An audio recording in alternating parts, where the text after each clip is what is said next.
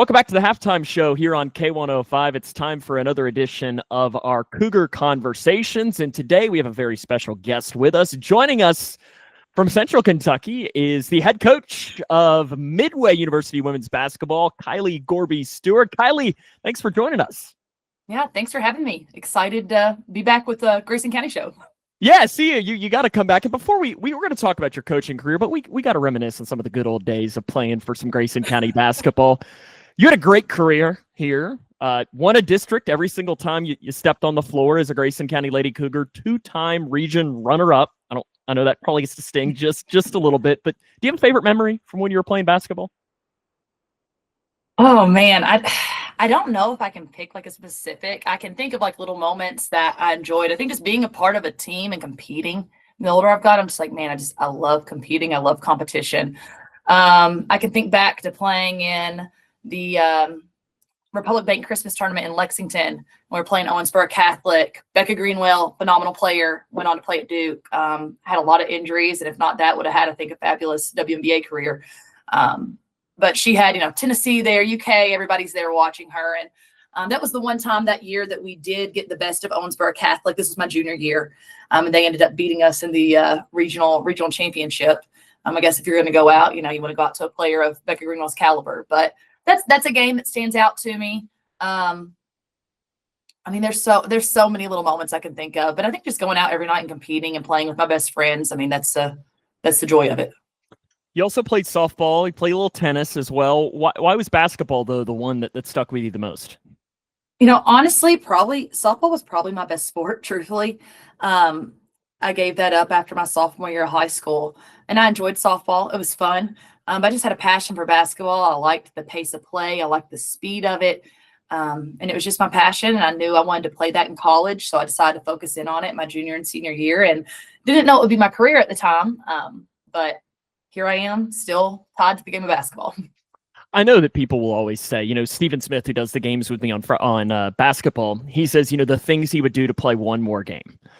The things he would do to play one more game with your friends. Because I don't think students really realize at that moment of, this is it. This is the last time you're ever going to suit up and play with some of your best friends. And for some of the cases, you might not ever see them again.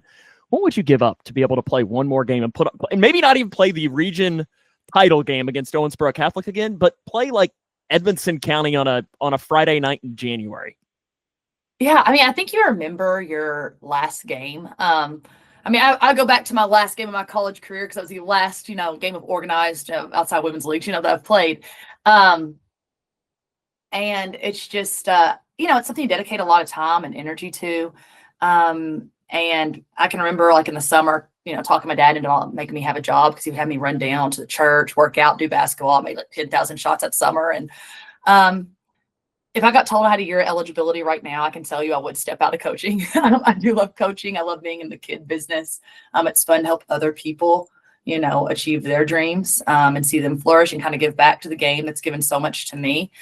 Now, to be honest, if I could go back to a high school game, I'm one to play. I'm one to go back to like, Muhlenberg County or Owensboro Catholic. At the time, we were just in a run where we were dominating the district. So I'm going to be honest. This is going to sound crazy. I don't remember. Here I am. I'm going to stir up the Edmonson County, Grayson County drama. I don't remember an Edmonson County game. And it's just at the time we were just dominating the district. Like we didn't think about district. We were thinking about region. That's where the mindset went to. And I think it's kind of like you have these programs every year. They're at the state tournament. They're not really thinking about region. They're thinking about state. And that's kind of where we were at the time was, hey, we built a rich tradition in the 12th district. There you go. Yep, got it. And so we were just looking at the third region. You made the move to Asbury to play some college basketball. Why was Asbury the choice for you at the time? Kind of by default. That's kind of how things played out. I had an interesting. At the time, recruiting was different. Nobody's posting their highlights to Twitter. You're making your CDs and mailing them out. And we were different. I remember like Coach Johnson at the time, he didn't want to post our stats to KHSAA scoreboard. No, don't. That's going to tick off the radio guy here. Oh, my. Yeah, because he didn't want, like, people scout. Everybody knew who won our two player. It's a small town, small state. Like, but we, I had conversations with, I was high academic. I was a Governor Scholar. So I had conversations with some D3 schools. I had a couple like preferred walk-on situations at D1 school, a couple D1 schools. I had talked to a couple of D2s, NAIs, but Coach Fleener, who was the head coach at Asbury, he left after my sophomore year to coach his son at Murray High School because he wanted to go to Rupp Arena, and they did do that. But Bart Fleener, he recruited me, and I just felt like I wanted to go where I was, wanted. I felt like he had a lot of belief in me, and the opportunity to do things there that had never been done before really appealed to me. They'd never won a conference championship. They just came off their first 20-win season. And in my 4 years there, I was blessed to be a part of a team that was in the conference championship game 4 years. And we won it my junior, senior year, went to nationals. And just getting to be the part of the first of something was exciting to me. I can tell you have the media background because you're leading perfectly into my next question. It's almost like we're on the same thought process there because you played in those national tournaments. What was that like? Oh, it was awesome. I mean, I had the best college basketball experience. I can think back to at the time. I remember I was a little bitter at first. I was like, oh man, in my head I thought, I'm better than Asbury. And now I look back, I'm like, man, I got to play those 4 years. My freshman year, I really had to actually had Coach Fleener come talk to our team a couple weeks back, and he talked a lot about like just self-efficacy and just that self-belief. And at the time I didn't really realize it. He talked about like how much self-efficacy I had. I remember my first game, my freshman year, I played like 2 minutes. Okay. But I really kind of found the role the team needed. And I ended up starting the last 7 games of my freshman year, including the conference championship. And I didn't score enough for it to be memorable. I mean, it was 3 or 4 points, but I played great defense and I was going to handle the basketball. And then to go on, you mentioned high school. We lost region in the championship my junior and senior year. And then kind of a full circle moment for us to win conference my junior and senior year of college, and go to the national tournament. I mean, it was a blessing. I think just competing on the highest stage is a blast. I remember like we knocked off, I think this is the number 3 team in the country my senior year in the opening round of the national tournament. Went down in the Sweet 16 in overtime. But you're just seeing players like, one team we played, I still don't know how we beat them. They had a transfer from the University of Florida, post player. I still to this day do not know how we beat them, but everything came together. But I think when you're a competitor, you want to play the best, and getting to the national tournament, it kind of redeemed my high school junior and senior year regional championship losses is what I'll say. Coaching though was where you ended up after you left playing. Why? I didn't go into things thinking I was going to go into coaching. I went to college. I was originally pre-med.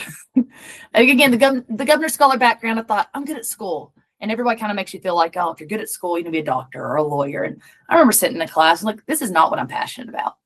So I decided I'm going to switch my major to media comm with an emphasis in performance and production. Thought, man, I could do like some sports commentating. I love sports. Asbury at the time, I had connections to the Olympics, and I graduated in 2016 and got to go work the Olympics in Rio de Janeiro, Brazil. And it was an awesome experience.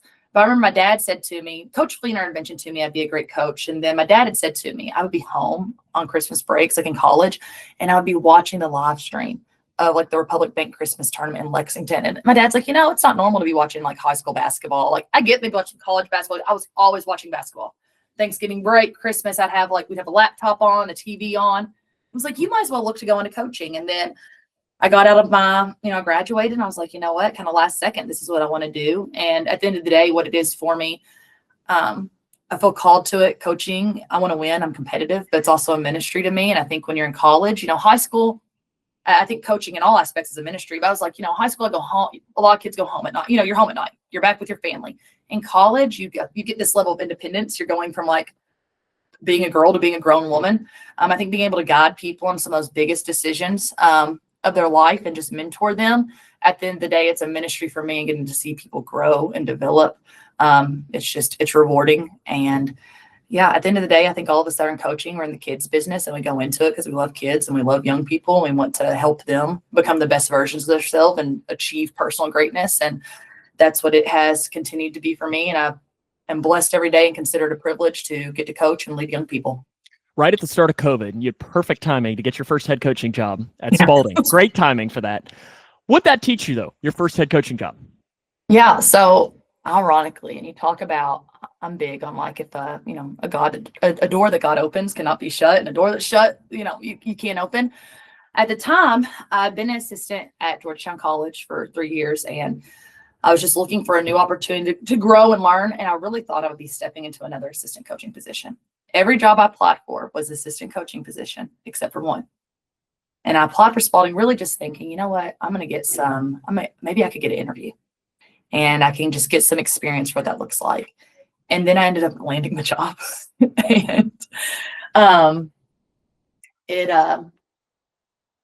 COVID made things interesting, because the things you think about wanting to implement, like when I get my first head coaching job, I'll do this, and this. I couldn't implement some of that because like literally I couldn't have somebody rebounding for somebody to basket. You could shoot at a basket and get your own. It was crazy. But I will say from then, there's nothing like being in the head seat. You always think, oh man, it's easy to make decisions when you're in the assistant coach seat. I can remember being assistant being like, why does our head coach do this? Why does he do this? And then you get in that seat and you're like, it's a whole different type of, but they talk about the 18 inches. I mean, it's a big difference when you move over. But I think since then, really just being firm in like there's a million different ways to win a basketball game. And I think you have people telling you, this is how you win a game. This is how you coach a team. This is how you lead a team. And I've got a different method and personality probably than a lot of head coaches. I'm not a big like yeller, rant, raver, screamer. And I can remember people like, oh, you got to be like this. You got to be like that. Like, I would remember like, you got to be like you, because kids buy into authenticity and they can sense when somebody's not authentic. And so for me, like, yeah, I'm enthusiastic. I'm gonna get hyped with you. But I really believe in guiding people and leading people from honestly, probably perspective of obnoxious optimism. Because I think it brings out the best in people. And honestly, if I have to cuss, yell, rant, rave at you to get you to go hard, I'm just not the coach for you. You've got to have that intrinsic motivation. And I think what I really learned in my time of my first head coaching job to now is I'm more confident and certain in who Kylee Gorby is as a coach. I'm more confident, and every day just do your best, like God handle the rest. Like I know I'm giving my best effort. At the end of the day, that has to be something you have peace of mind with. And I bring my best every day, and I let the pieces kind of crumble. I remember my first year, I feel like I was like, it's great to have people, it's great to have mentors, but I think I was like, I'm gonna take this person's advice and this person's advice and this person's advice. And I was like, you know what? I played this game. I know this game. Might not know it perfectly. But I learned to surround myself with people that were good at the things I was weak at. And that's made a difference.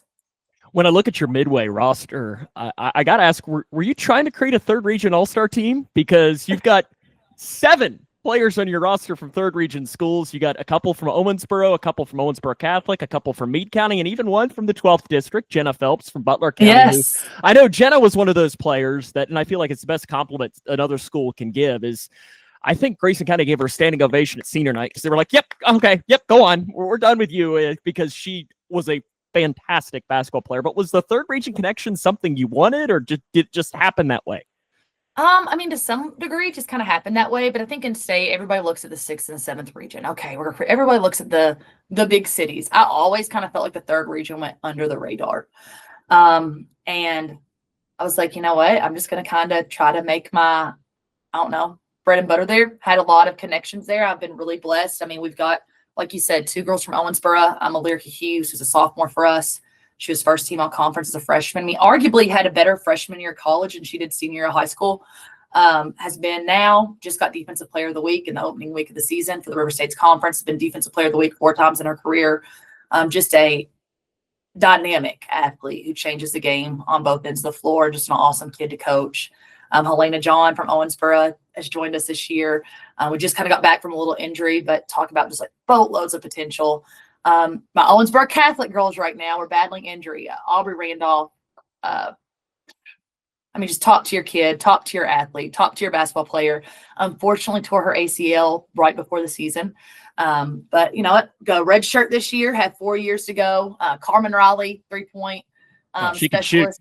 Can shoot. Oh yeah, can shoot the lights out. We're battling injury, but we'll be back. It's just gonna take us a little bit. And then we have 2 girls from Meade County, Paige Medley, also can shoot the lights out of it. Annabelle Babb, just defensive specialist. Jenna Phelps, who I think has a super high ceiling. And like you said, she was, I don't know all the Butler County history, but in my opinion, one of the best players to come out of Butler County that I can remember in my kind of decade of being around the 12th district. But yeah, it's just been a region. It's been good to me. The western part of the state really has been pretty good to me. We have a lot of players from beyond that. I'll say we have a girl from Todd County Central. So I kind of like to find people, what I call the under the radar, diamonds in the rough. I mean, we've gotten a couple what I call absolute steals. And I think some of it's just depending on where you're at, the reality is there's more or less exposure. Like, I appreciate so much what you do. I would have loved to have had that when I was playing. Because I think the more, like we talked about this, live streaming games, like it's so easy for me to be here in Midway or in my home in Versailles and to be able to tune into a game and watch a kid and evaluate a little bit. And that's just a resource that is super beneficial when you start talking about just smaller, rural areas where you don't have 600, people just snapping photos and posting to the internet. So I think that's a huge benefit. What excites you about your team this year? We are, this is the best team I've ever coached. I mean, from top to bottom, we do not have a bad player. Like, everybody's good. And I think that's one of the things about college basketball. It's fun. But this team really gets along well. And we have a level of athleticism. We're 3-1 right now. We lost a game to a great UT Southern team at Brush's Gym. I scheduled a classic there because for whatever reason, we have always played poorly there. And I was like, we're going to figure out how to play in that gym before we play them in conference. And in that game, we forced 30 turnovers. We pulled down 32 offensive rebounds. We shot 22 more shots than them, and we still lost. Wow. We could not. We shot 22% for the game, 8% from three. It was awful. It was rough as far as offensive goes. But what I was really proud of us is our defense. Like, that's our identity. And the next day, we played a great Bryan College team, super rich program, who in their first two games had scored 93 and 91 points. We got hot and shot 30% from the field. But we still didn't play great offensively, but we held them to 60 points and won that game. And man, we just have so many weapons. I mean, it's we've got a really fun team to watch. We've played really fast pace. Our past couple of games, we've just platooned the entire first half and thrown bodies at people, and then kind of settled in the second half. And I think when you have that many weapons and the length and athleticism and speed that we have, there's a lot of ways for us to counter an opponent. Coaching, you've mentioned a couple of names, but who are some of the names that have impacted you the most into becoming the coach that you are today? Whether this was at high school, I mean, even back to middle school growing up, or even through high school and college. Yeah. Well, I think it would, above any coach, I mean, I'm going to have to say, like, my dad, I mean, my parents, I'm really blessed. I had awesome sport parents. You don't know a lot of things. You get in coaching and you kind of see some dynamics. I mean, there was never a game that after a game that my dad was like, oh, you didn't do this, or you didn't score this, or you didn't that. My dad was I can remember one conversation in middle school that my dad had with me about effort. Just anything you do, we're going to give great effort. We never had that conversation again. And I can remember my senior year of college, I prided myself in taking care of the basketball. My sophomore year of college, I led the entire NAI in assist to turnover ratio. And my senior year, I had a game where I had 6 turnovers. 4 of them were charges, but I did have 6 turnovers. Oh, wow. That's a lot of charges. Yeah. Now, were they charges, or were the officials against you that day? They're not watching. I don't know. I got officials. Some of those officials might be officiating my games right now, so I'm going to say every call they made was right. That's good. Good coaching right there. Yes, but I remember being really upset after the game. I remember being like, Kylee, you are a senior in college. This is your first time having 6 turnovers or anything close to it. Like, that's incredible. And so, like, just kind of having that point of view allowed me to really, like, just relish in, like, the fun of the game, the joy of the game. But my dad always just, like, we talked about that self-efficacy, but really, like, preached to me about being able to do anything that I wanted to do, and anything I set my mind to. And just, he really just, he helped me to be the type of person that was willing to bet on myself. And so I think what I got at home really nurtured me being able to just pursue any dream. And that was something that my dad really wanted for me. He grew up completely different and went to college, was like, I just have to get a degree. He grew up, his mom died when he was 7. He grew up with not much. And he wanted us to be able to pursue any dream we wanted to pursue. And so I would say he was the biggest influence in all that. Coach Fleener, who recruited me to Asbury. I mean, just to have a coach that really believed in you, especially at that age and phase of my life. I was with him a lot, and he's somebody I still talk to today. Have a ton of respect for. Josh Belcher in middle school. I think there's an article like a couple years back, but I still have a letter from him that he wrote me in middle school that just really, it seems so a simple gesture. But I remember that letter he talked about me being the best middle school basketball player he ever coached. I know it's like such a simple thing, but I remember at the time I thought it just rooted that confidence for like, man, I can do I can do this. And just having little people, I think, speak life into your life.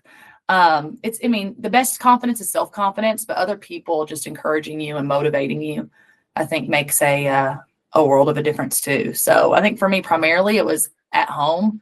But every coach I've had, I had a coach in college and softball, Coach Samantha DeMartine, who played softball at the University of Kentucky. I went back to softball my junior year of college. My junior year, we went to nationals for basketball, but I just kind of had like a rough year personally. I got asked to come run bases for softball. And I was like, you know what? I'm going to do it just for kicks and giggles. Led the conference in stolen bases, randomly ended up starting and batting over 400 and making first team all conference. And she really helped me though, like get my swag back. And so like for her, like I've just always been appreciative of softball. Wasn't like my mainstream sport, but it was just she helped me bounce back when I was down in the dumps. And so there's just so many people I could give thanks to. I'm sure there are people I'm not mentioning, right now. But I think everybody you come into that crosses your path has a plan and a purpose in it. And there's so many people that have helped me be successful in mine. You have a new daughter, 8-month-old, Yes. right? Sunshine. Yes. How has she made you a better coach? Oh yeah. Listen, being a parent has just like radically changed my life for the better. It's like being a mom. It's interesting because it makes me think from everything from a new perspective. Obviously my job is to win basketball games. And so I'm always thinking about, who helps us win basketball game at the end of the day. But like I think about things from a completely different perspective. It's like, man, I wish I could play everybody. I think about parents watching their kid and wanting to see their kid succeed. And I know seeing your kid struggle and just that hurt and pain that, because you want the best for your kids. But I know I also remind myself of like my toughest moments, times I struggled and battled. Like that's what built my resilience and that's led me down certain paths. And it's also just shifted my perspective. I love basketball, but basketball is not the end all be all. Basketball is a tool. Basketball is a passion of mine, but it's not my identity. Coaching is something that I do. It's not who I am. At the end of the day, like I want people to look at me, and I don't always get this perfect because I'm a human being, but to see a reflection of Jesus, to see a good wife, to see a good mother. And I consider sunshine is going to be my greatest earthly work. And it's just shifted everything. And she is literally, when I look at her, she is the evidence of God's goodness and faithfulness in my life. I can think when I was younger and I'm like, I'll graduate high school. What some people say high school is the best time of your life. And then you get through college. I'm like, oh man. And I loved college. Oh, it was the best time of my life. And then I'm big on the best is still ahead. And like, I feel like I'm literally living in the best moments of my life. And I think I'll be saying that for the rest of my life, but it only gets better. The best is yet to come. I know I look here at your all schedule for Grayson County people that want to come out and support your team, support the third region. I see at Kentucky Wesleyan the Wednesday before Thanksgiving, an afternoon game at the world famous Owensboro Sports Center where everyone dreams of playing. You get Brescia too. You mentioned them at Brescia on January the 10th. And then Midway's not like it's that far of a drive either. I'm sure you like to see some Grayson County connections that'll pop up at some of your games to support, don't you? Oh yeah, absolutely. If anybody from Grayson County wants to come to a home game, send me an email and I'll hook you up on the pass list for sure. But I will say, the Kentucky Wesleyan, we play an exhibition. With that being a noon tip-off, that might be rough for people. But we open up conference play December 2nd at Rio Grande. So I was like, you know what? We're playing EKU in exhibition. We're playing Kentucky Wesleyan in exhibition. Those are two really good programs for us to be prepped for conference play. Would love to, Brescia, nice short 50-minute hour drive. Would love to have fans there. I mean, I call that a home game away from home because you mentioned all the third region girls. We should get a pretty good crowd. at that game. We might have a better crowd there than we sometimes do at home. So yeah, would love to have anybody come out, but my email is up on our website. If anybody wants to come to a game, shoot me an email and I'll put you on the pass list. There you go. There you go. Wear your Cougar orange though, right? Is that allowed? That's fine. As long as we're not playing a team that's orange, you know what I mean? There you go.